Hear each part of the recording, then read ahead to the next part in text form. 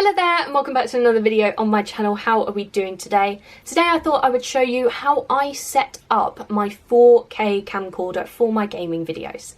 So, let's go!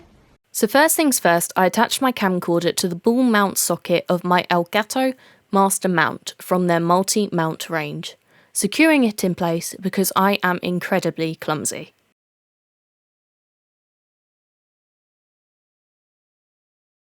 Now turning the camcorder around so I see the back of it, I removed the protective backing and inserted the USB compatible lead into its dedicated port.